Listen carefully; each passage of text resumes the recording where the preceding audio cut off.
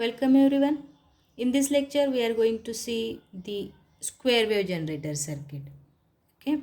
So already we have seen about the comparator circuits whose output is also a square wave, then again a Schmitt trigger circuit that will also produce the output as a square wave output. Any irregular shaped waveform has been converted into a square wave. This is nothing but a Schmitt trigger circuit. So we know about what is a square wave and how it will be generated. So already we have seen the two types of square wave generator circuits. That is one of them is comparator circuit, or we can say that a zero crossing detector and a Schmitt trigger circuit. Now here a waveform generator using operation amplifier we are going to design, which output is nothing but a square wave, or we can say that a square wave outputs are generated when the op amp is forced to operate in the saturation region like this. Always its output will be either positive saturation or the negative saturation. So that is, the output of op amp is always forced to drive into the plus saturation or to swing to the minus saturation respectively. Always output will be either plus sat or minus saturation values. So the resulting output is nothing but a square wave output. So this is the circuit of a square wave generator circuit, and with the help of these circuits we can generate the square wave output. The output of the op amp in this circuit will be positive or negative saturation, and that will be depending on whether the differential input voltage is negative or positive respectively. Okay, getting means output is positive or negative, and that will depend on the value of differential input voltage, whether it is negative or positive respectively. Okay, now here assume that for this square wave generator circuit, the voltage across the capacitor C is initially 0 volts. That is at the instant when we are applying plus VCC and minus VE supply voltages. Okay. So on the application of plus VCC and minus VE, voltage across capacitor is 0. This means that voltage at the inverting input terminal, that is nothing but this V2 voltage. Voltage at inverting input terminal is 0 volt. At the same instant, however, the voltage V1 at the non-inverting input terminal is a very small finite value, and that is because of the function of output offset voltage and the values of this resistor R1 and R2 resistors. Means because of the output offset voltage, V1 will have a very small value of voltage at non-inverting input terminal.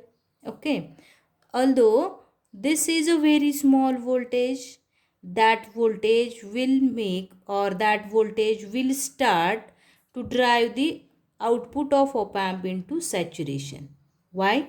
Because voltage across capacitor is 0, so op amp will work into the open loop configuration, and very small input will drive the op amp into the saturation. Okay, so we consider here that the output offset voltage, whatever is the output offset voltage, that we are representing as V00T, output offset voltage is positive, and that therefore because of this output offset voltage, V1 voltage will get generated. As we know that these two resistors R1 and R2 are nothing but the, what we can say, voltage divider circuit, and output offset voltage will work as input voltage. So because of which voltage V1 will get generated across resistor R1. When output offset voltage is positive, then at that time we know that voltage across capacitor is 0. Okay. Since initially this capacitor will act as short circuit, the gain of the op amp is very high, and that will drive the output of the op amp to drive into the positive saturation. Why is output offset voltage is positive? So V1 voltage, how we can define is V1 is R1 by R1 plus R2 into whatever is the saturation voltage. So initially because of output offset voltage is positive, this voltage V1 will become positive. Voltage at inverting input terminal is 0. So differential voltage is nothing but V1 voltage, which is positive. So that will make the op amp to drive into the saturation, and that is positive saturation. Okay, so now at this instant, on the application of supply voltages, output is at positive saturation. Okay, so that what happens is this V1 will drive the output of amp to its positive saturation. With the output voltage of the op amp at positive saturation, now this capacitor C, output is at positive saturation. Now this output through resistor R will make the capacitor to get charged. So capacitor C will start to charge towards the positive saturation value through resistor R. Okay. At the instant output will become positive saturation, capacitor C will start to charge towards the positive saturation. So we can show here this is nothing but the charging of the capacitor. Capacitor C will start to charge towards the positive saturation. Now voltage V2 will be again become positive, that is nothing but voltage across the capacitor. So at the instant whenever voltage V2, that is nothing but voltage across capacitor C, is slightly more positive than V1. Okay, now consider that we have to find out differential input voltage. Output is at positive, V1 voltage is positive and V2 voltage is also positive, and this is increasing. So when this V2 crosses the value of V1 voltage, means whenever V2 crosses V1, then what happens is differential voltage will become positive, and because of which what happens is this differential voltage will become positive, output will goes into the negative saturation. Or whenever voltage across capacitor C is more than V1 voltage, the output of the op amp is forced to switch to the negative saturation.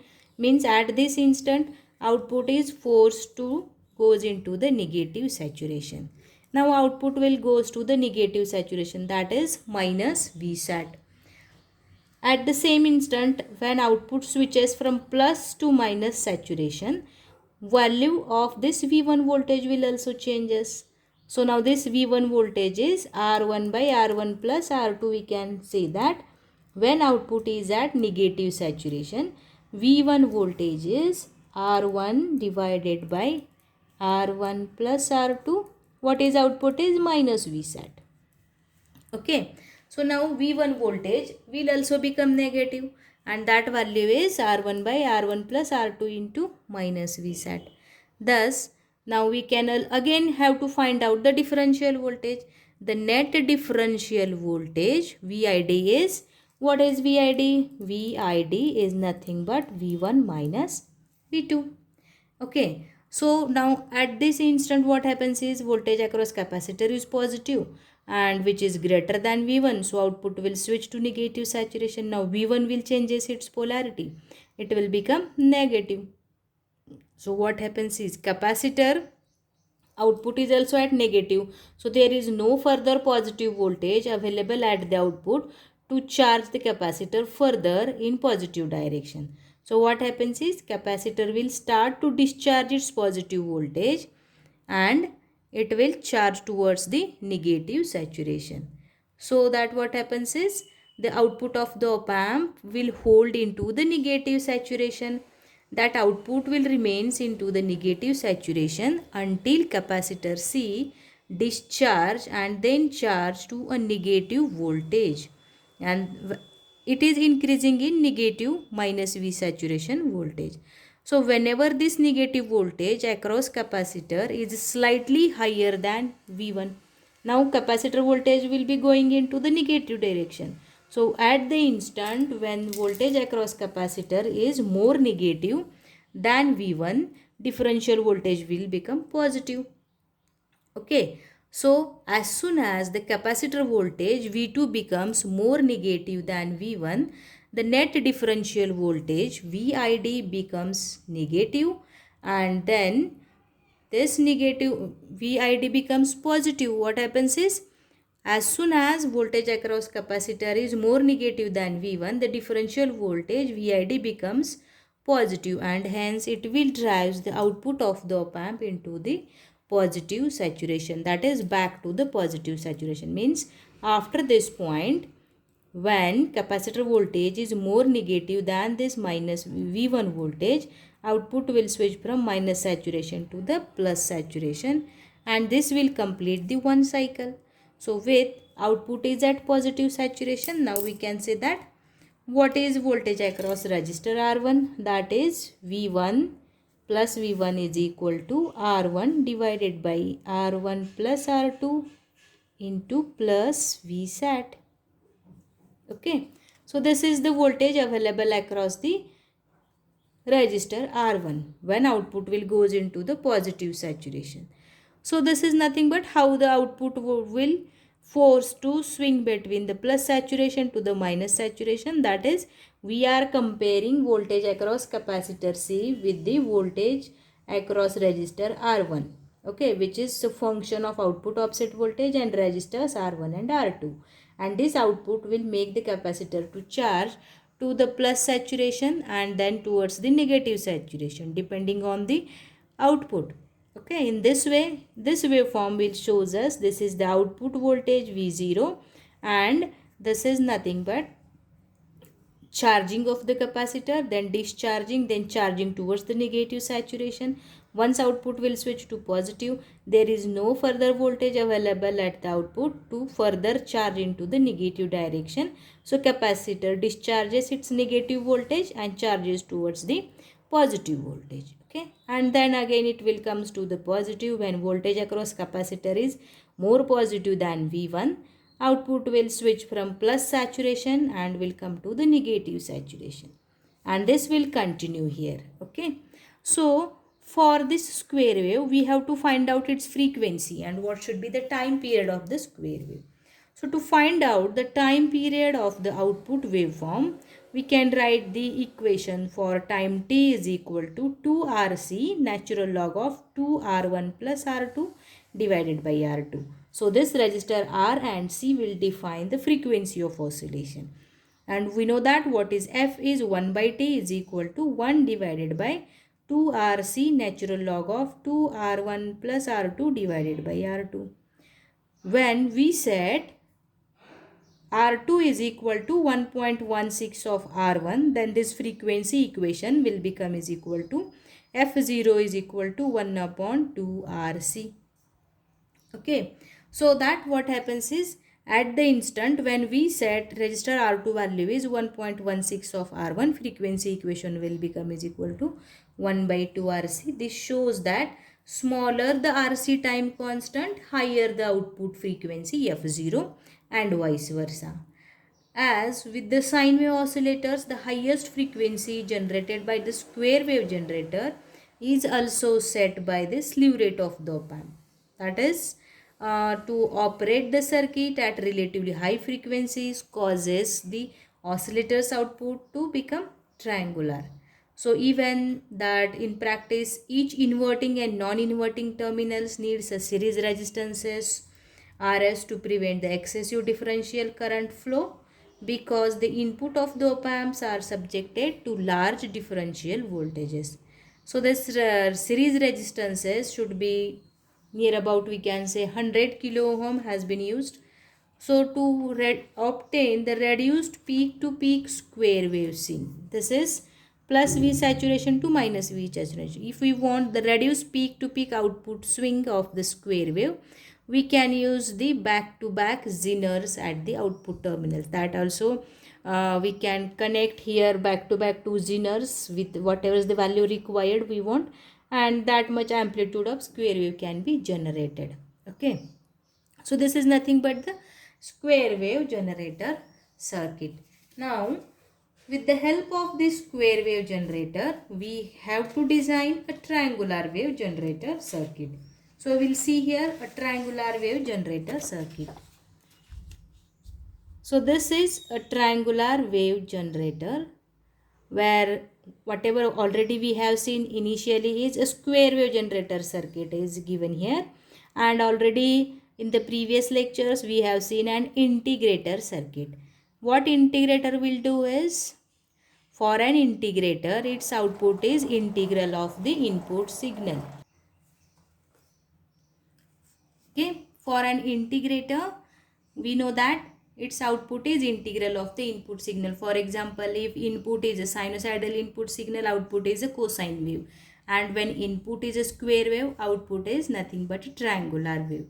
So triangular wave generator can be formed simply by connecting an integrator to the square wave generator circuit. We know that when input is square wave, output is a triangular wave. So what we did is, at the front of integrator, we have connected a square wave generator circuit.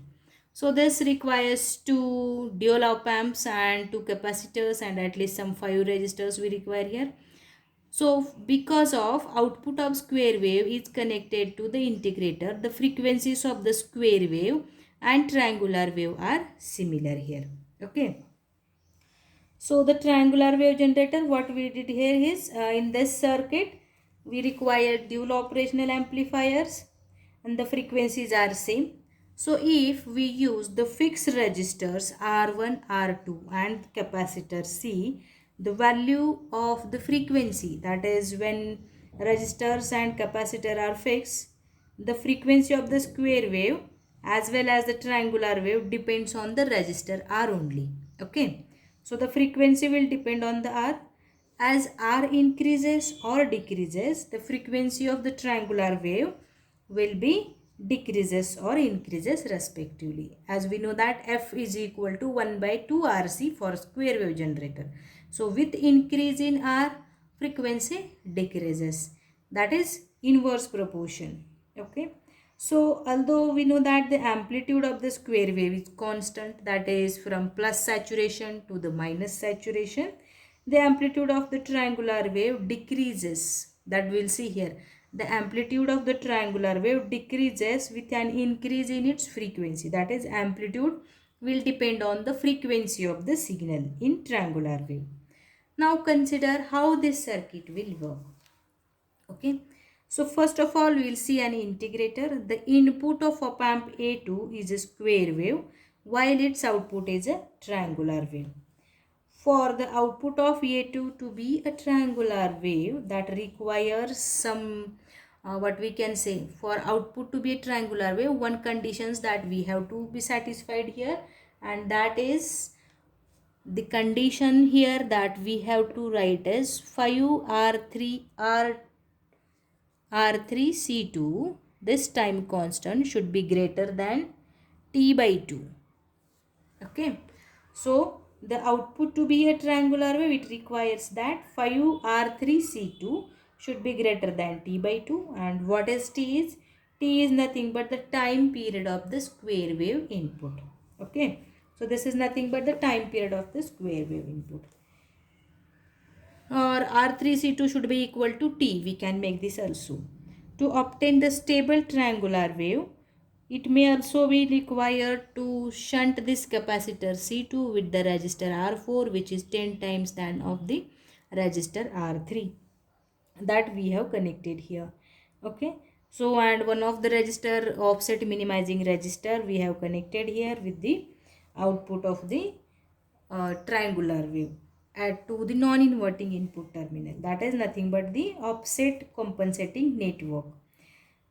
The frequency of triangular wave is limited by the slew rate of the op amp. We know that with increase in frequency, its amplitude also changes and also frequency will be limited. Therefore, the high slew rate op amps such as we can say that one of the example is LM301 should be used for the generation of the relative high frequencies. Okay, so this is nothing but how a triangular wave generator will be uh, designed. That is, output of square wave will be given as input to the integrator and then we got the triangular wave output. So from these waveforms we can see that this is the output of the square wave generator. So whenever output of the op amp, first op amp A1 is at positive saturation, this is given as input to the integrator. Output of integrator is the negative going ramp voltage and that is negative going voltage we got here.